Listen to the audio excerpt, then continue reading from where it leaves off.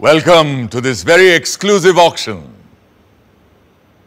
और ये है, ladies and gentlemen, भारत के संविधान की ओरिजिनल कॉपी। उन 1000 कॉपियों में से एक जिन्हें कॉन्स्टिट्यूएंट असेंबली मेंबर्स के लिए स्पेशली तैयार किया गया था। A very rare and truly a collector's item, which was meant for those जिन्होंने 3 साल रात दिन एक करके इस किताब को मुकम्मल किया था। पेश करते हैं ladies and gentleman, the constitution of India, Bharat का संविधान।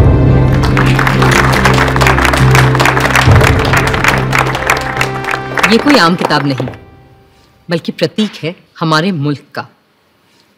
पर कभी सोचा है आपने कि ये मुल्क आखिर होता क्या है? समाजशास्त्री कहते हैं कि एक ही नस्ल, धर्म, जबान, परचम और हुक्म को मानने वाले बाशिंदों के समूह से बनता है एक मुल्क, एक देश। मगर हिंदुस्तान जैसे बहुत सी भाषाओं, धर्मों और तमाम जातियों प्रजातियों वाले सब कॉन्टिनेंट को किसी तंग नजरिए से नहीं देखा जा सकता है। और ऐसे मुल्क, ऐसे समाज में पुरानी रीतियों को तोड़कर सबको साथ लेकर आगे चलने के लिए किसी पुराने कानून से भी काम नहीं चल सकता है।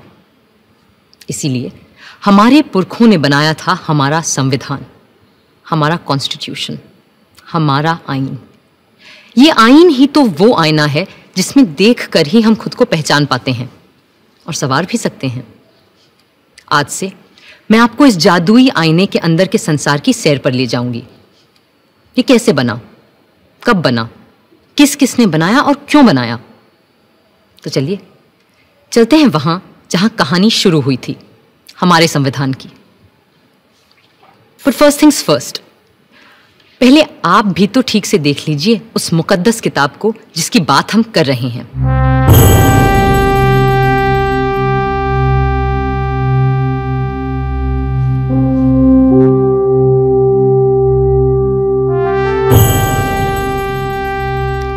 शांति निकेतन के प्रसिद्ध चित्रकार श्री नंदलाल बोस की रहनुमाई में कई कलाकारों ने भारत के इतिहास, पुराण और लोक कथाओं की छवियों से इस ग्रंथ को सजाया था। और प्रेम बिहारी नारायण रायजादा जैसे खुशखत कातिबों ने इसे अपने कलम से निखारा था।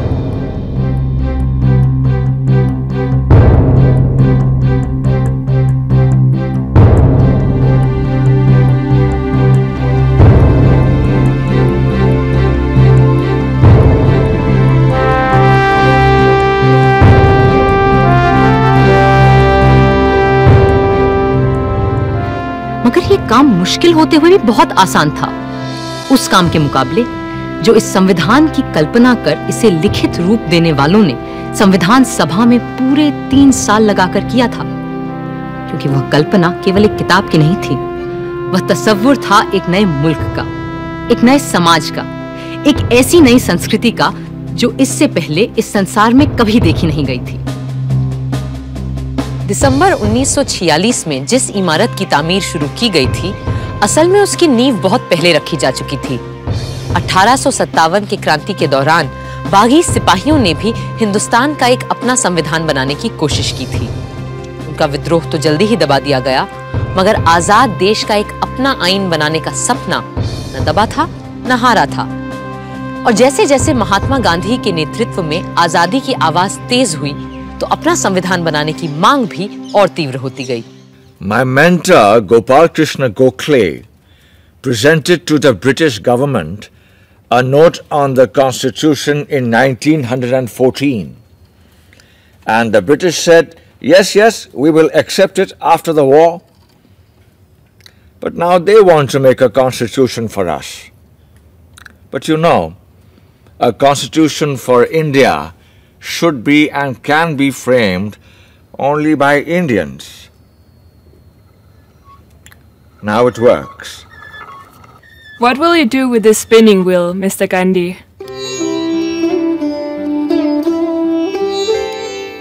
This is my secret weapon to drive the English rulers away so that we will have the power to make our own constitution.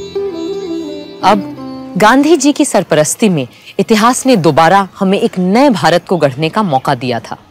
Congress नेता और आला वकील पंडित मोतीलाल नेहरू ने 1928 में एक रिपोर्ट तैयार की जिसे नेहरू रिपोर्ट या स्वराज संविधान के नाम से भी जाना गया।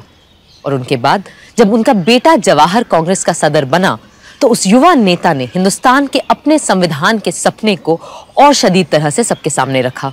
आजादी दी नहीं जाती, स्वतंत्रता किसी कानून के नुक्ते को बदलकर नहीं मिला करती। इस तरह तो नए निजाम के नाम पर अंग्रेजों की पुरानी गुलामी को और मजबूत किया जाएगा। सच्ची आजादी तब मिलेगी जब हम अपनी चुनी हुई संविधान सभा के जरिए खुद अपने देश का संविधान सोचेंगे, अपना आईन तय करेंगे, अपना कॉन्स्टिट्यूशन बनाएंगे। भारत माता की जय! भारत माता की! जवाब में अंग्रेजों ने सन 1935 में एक गवर्नमेंट ऑफ इंडिया एक्ट बनाया।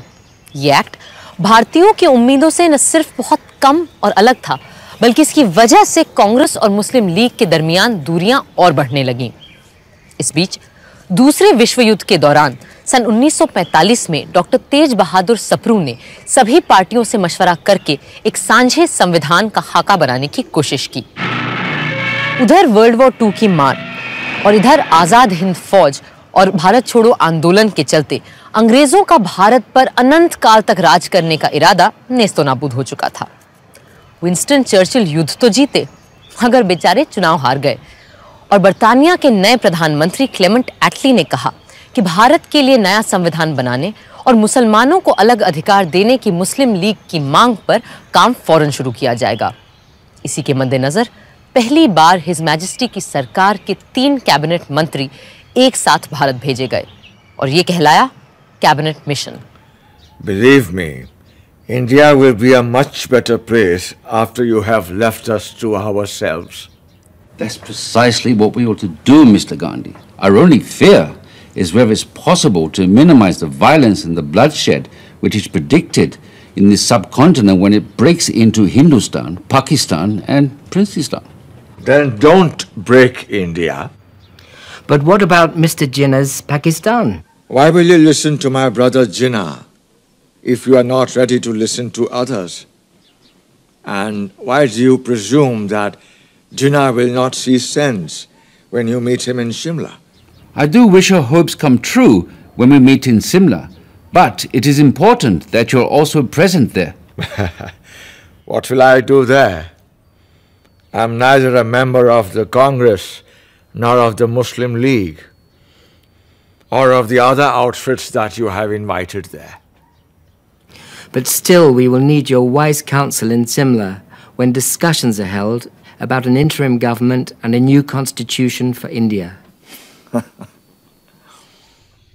लाट साहब यानी वाइस रॉय की शिमला कोठी में बैठक लग रही थी और वहां भारत भर की अहम सियासी हस्तियां जमा हो रही थीं। कांग्रेस की तरफ से आए थे उनके अध्यक्ष मौलाना आजाद, साथ में थे पंडित जवाहरलाल नेहरू, सरदार वल्लभ भाई पटेल और खान अब्दुल गफार खान। मुस्लिम लीग की तरफ से थे मिस्टर जिन्ना, जिनके साथ थे लियाकत अली खान, सरदार निश्तर और नवाब इस्माइल खान। फिर सिख, पारसी, ईसाइयों और दलितों के नुमाइंदे भी थे। उधर पूरे मुल्क में फैले सैकड़ों रजवाड़ों की तरफ से वहां मौजूद थे भोपाल के नवाब मोहम्मद हमीदुल्ला, जो उन दिनों चेंबर ऑफ प्रिंसेस के चांसलर थे। Friends, the winds of change have swept the old order all over the world, ever since this bloody war has started. And our new Labour government of Britain is of the opinion that the time has come for Indians to decide how they are going to govern themselves. And the purpose of this meeting is to have discussions with all of you, the representatives of British India and the Indian states, is to secure a way of framing the constitution of a free India.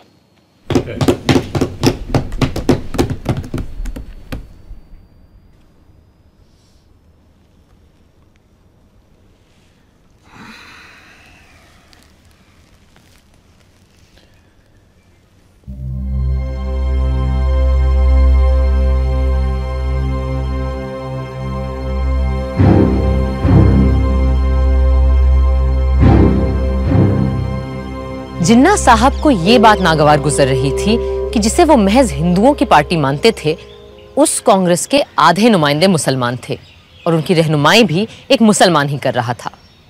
Shimla की ठंडी आबो हवा का ऐसे माहौल में गर्म हो जाना लाजमी था। मैं और मेरे साथी इस वक्त यहां पूरे हिंदुस्तान की आजादी की पेशकश लिए मौजूद हैं। बाकी मसाइल दोयम है जो हम बाद में भी तय कर सकते हैं। अपनी कॉन्स्टिट्यूएंट असेंबली में जो जमा होगी एक आजाद हिंदुस्तान के ख्वाब की ताबीर करने के लिए।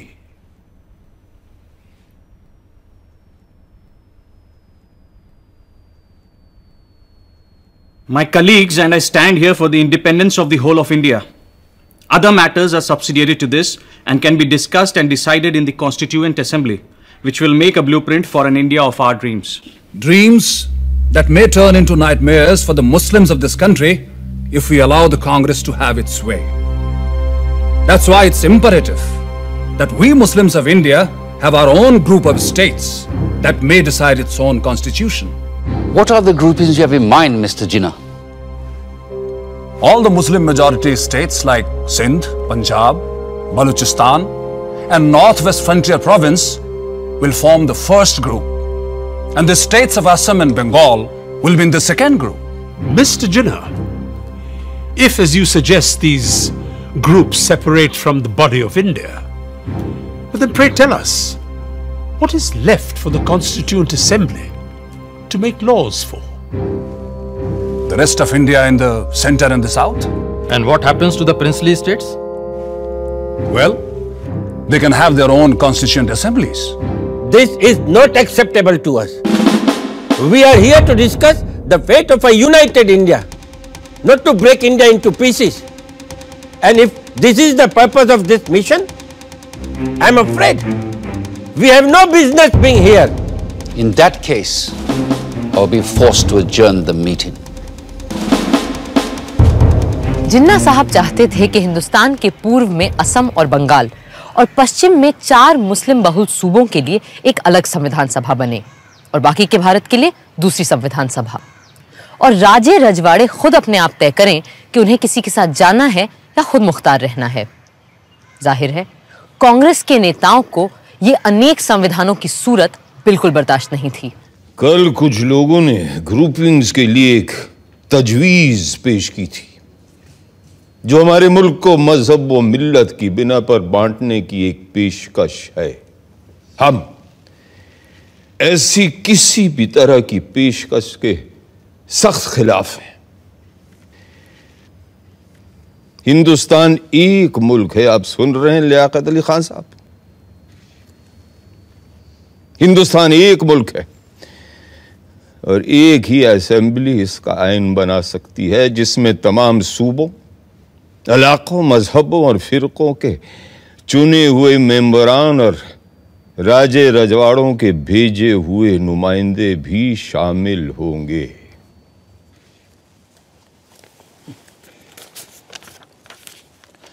References were made yesterday to groups of provinces arranged on communal lines. We are totally against any machinery to run any such groupings.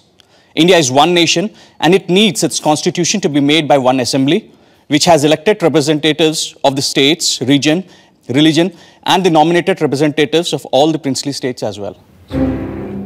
This is what I call the tyranny of numbers. Everyone knows here that such an assembly will have a brute majority of caste Hindus and their party, the Congress. And in the game of numbers, minority Muslims will have no say left. That's why we need 2 assemblies, so that Muslims can frame their own laws. मगर मेरे भाई जिन्ना, क्या आज तक हमारे पास हिंदुओं के लिए अलग और मुसलमानों के लिए अलग आइन थे? नहीं थे ना? तो फिर यकबयक आज इन 2 कानूनों की जरूरत क्यों आन पड़ी? क्यों? I trust the British sense of fair play. But with the Hindus ruling India through their Congress, Muslims need a special constitutional protection.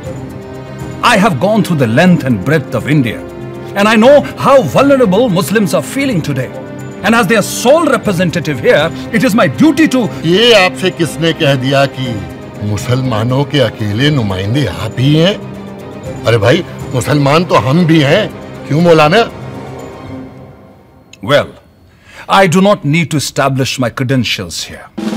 Because the Muslims of this country know who stands here for their rights and who here is a paid quisling Muslim masquerading as their representative. I take strong objection to such a remark being made about my esteemed colleague.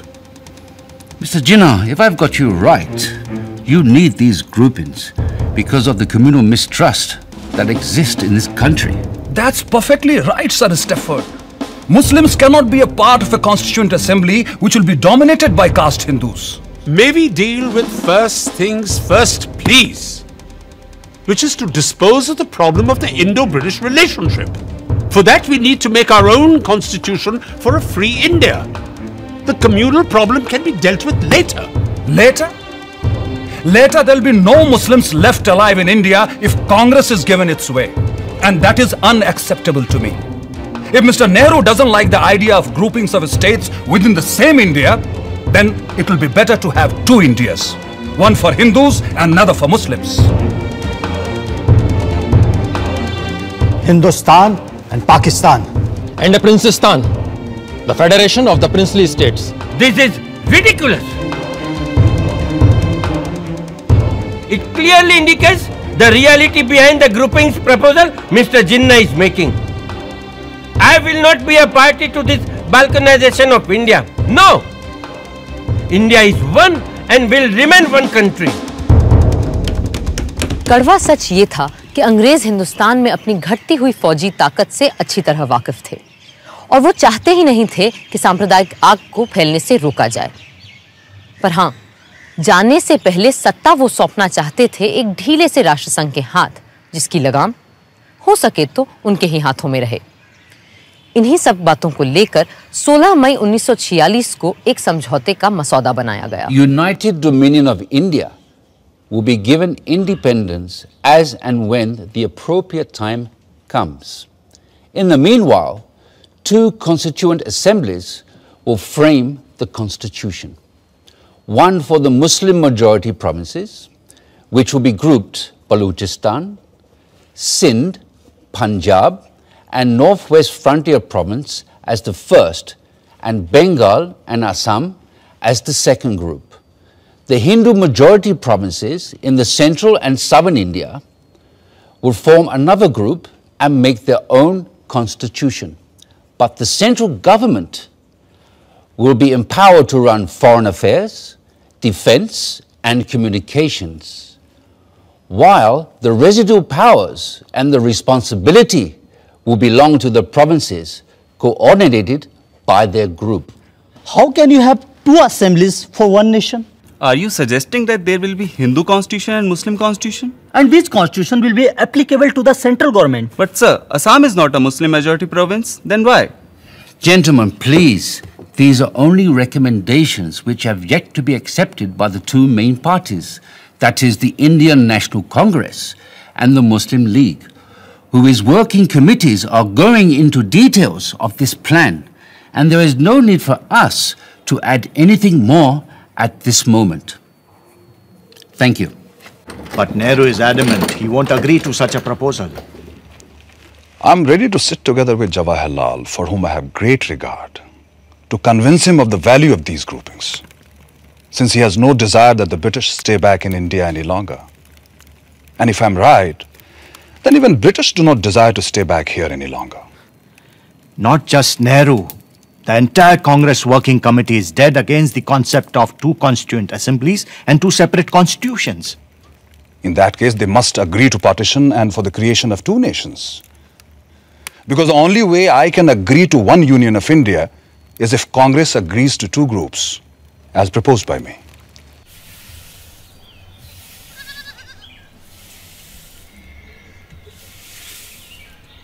Bapu, working committee ने जिन्ना साहब की groupings की तजवीज के खिलाफ एक resolution pass किया है।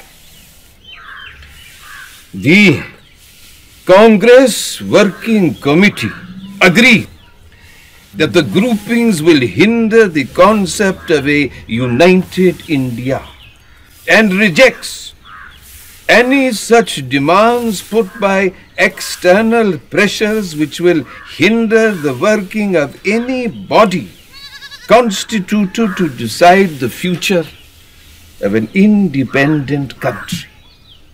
There should be a sovereign body for the purpose of drafting the constitution, and it must be unhindered by any external authority.